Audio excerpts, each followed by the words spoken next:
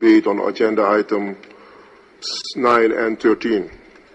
I join with colleagues and others that has commended Ambassador Ali of Malaysia for his sterling leadership of the ECOSOC. The General Assembly has thus concluded this stage of its consideration of agenda items 9 and 13. The General Assembly will resume its consideration of agenda item 15, Culture of Peace, to take action on the draft resolution issued as document A/65/L5. Members will recall that at its 32nd and 33rd plenary meetings on the 18th of October 2010, the Assembly considered in a joint debate agenda item 14, Global Agenda for Dialogue and Civilizations, and agenda item 15.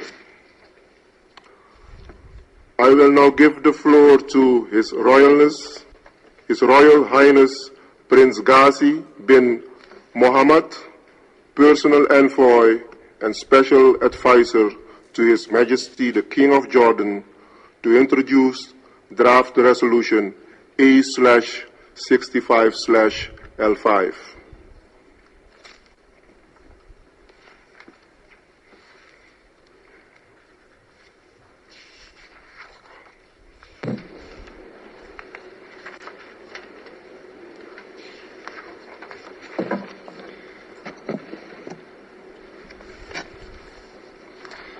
Bismillahirrahmanirrahim.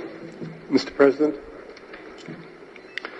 I have the honor to introduce, on behalf of the Hashemite Kingdom of Jordan and the 27 other co-sponsors, Albania, Azerbaijan, Bahrain, Bangladesh, Costa Rica, the Dominican Republic, Egypt, El Salvador, Georgia, Guatemala, Guyana, Honduras, Kazakhstan, Kuwait, Liberia, Mauritius, Morocco, Oman, Paraguay, Qatar, the Russian Federation, Saudi Arabia, Tanzania, Turkey, the United Arab Emirates, Uruguay, and Yemen, the draft resolution A/65/L5 entitled The World Interfaith Harmony Week.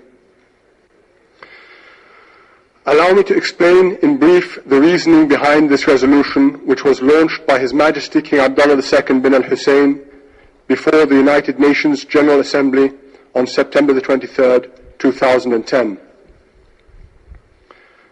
As this august assembly is well aware, our world is rife with religious tension and, sadly, mistrust, dislike, and hatred. These religious tensions can easily erupt into communal violence. They also facilitate the demonizing of the other, which in turn predisposes public opinion to support war against peoples of other religions. Thus, for example, according to the results of the 2008 Gallup poll, one of the largest international religious surveys in history, 53% of Westerners have unfavorable or very unfavorable opinions of Muslims, and 30% of Muslims polled worldwide hold negative views of Christians. The misuse or abuse of religions can thus be a cause of world strife, whereas religions should be a great foundation for facilitating world peace. The remedy for this problem can only come from the world's religions themselves. Religions must be part of the solution, not part of the problem. Much good work has already been done towards this, starting really with the Second Vatican Council from 1962 to 1965, by hundreds of intrafaith and interfaith groups all over the world and of all religions. Yet the forces inciting interreligious tensions, notable among them being religious fundamentalisms of various kinds, are better organized, more experienced, better coordinated, more motivated, and more ruthless. They have more stratagems, more institutes, more money, more power, and garner more publicity, such that they by far outweigh all the positive work done by the various religious interfaith initiatives. The sad proof of this is that religious tensions are on the rise, not on the decline. Mr. President, the present draft resolution seeks to turn the tide against this negative movement by, 1, coordinating and uniting the efforts of all the interfaith groups doing positive work with one focused theme at one specific time annually, thereby increasing their collective momentum and eliminating redundancy. 2, harnessing and utilizing the collective might of the world's second largest infrastructure, that of places of worship, the largest being that of education, specifically for peace and harmony in the world, inserting, as it were, the right software into the world's religious hardware. 3, permanently and regularly encouraging the silent majority of preachers to declare themselves for peace and harmony and providing a ready-made vehicle for them to do so.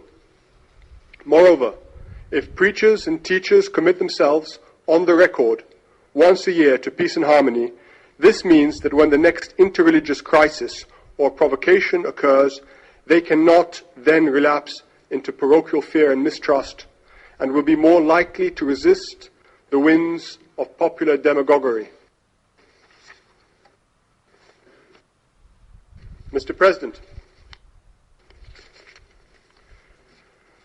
turning to the text itself, allow me to explain some of its most essential terminology and concepts.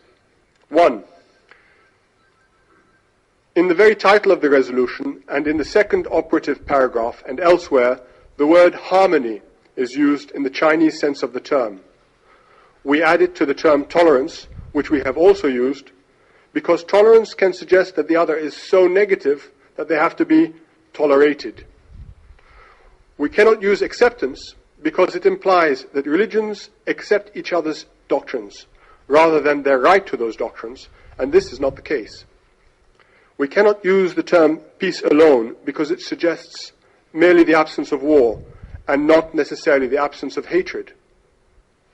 Only the Confucian concept of harmony can rescue us here because it suggests not merely peace, but also beautiful and dynamic interaction between different elements within a whole. 2. In the third operative paragraph, there is mention of love of God and love of the neighbor, or love of the good and love of the neighbor. Why is this religious reference necessary in a UN resolution? In answer to this question, it will be noted first that this draft resolution is unique because it is specifically about peace between religions and not about anything else. Therefore, some religious references in this particular case is only natural. To rigidly maintain the contrary would be to disregard the feelings of 85% of the world's population which belongs to one or another faith. Second, and more importantly perhaps, we include these references because whilst we all agree that it is clearly not the business of the UN to engage in theology, it is nevertheless the primary goal of the UN to make and safeguard peace, and without the specific mention of God and of the two commandments of love, many, if not most devout Muslims, Christians, and Jews will consider a secular call for an Interfaith Harmony Week a mere feckless platitude that they cannot fully or sincerely support.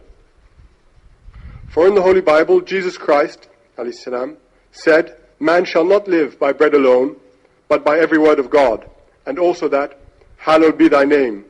And similar meanings are to be found in the Holy Quran, wherein it is stated that no act is rewarded save for seeking the countenance of the Lord the Most High, and that, verily the remembrance of God is of all things the greatest.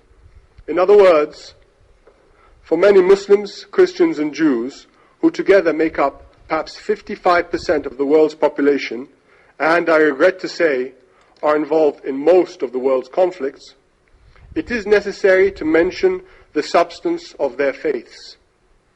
Otherwise, hoping to foster peace between religions by foisting upon them an external and purely secular and bureaucratic language is simply a house divided against itself, which shall not stand. Third, it will be noted that this language excludes no one of any religion or of no faith at all. Every person of goodwill, with or without faith, can and should commit to love of the neighbor and love of God, or love of the neighbor and love of the good.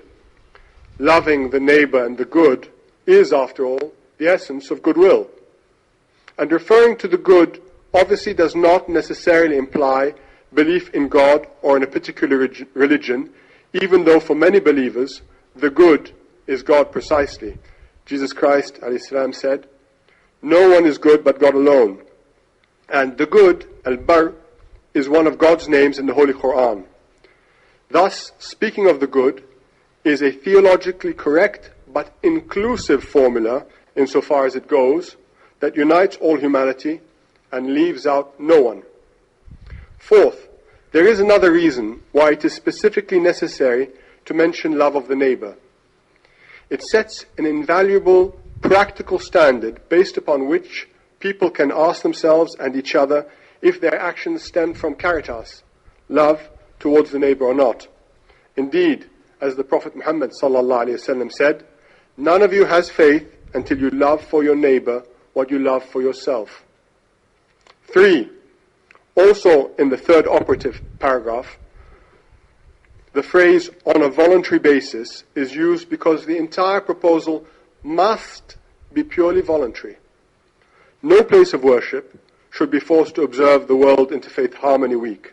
For whilst we hope to encourage interfaith harmony, the last thing we want is for anyone at all to feel that anything is being imposed upon his or her faith, beliefs, or convictions. Nevertheless, one can conceive of positive incentives to encourage and help support and monitor the implementation of this resolution. 4. Finally, also in the third operative paragraph, the phrase "each according to their own religious traditions or convictions" is vital because the different religions do not necessarily interpret love of God and the neighbor in exactly the same way and do not want it said that they do.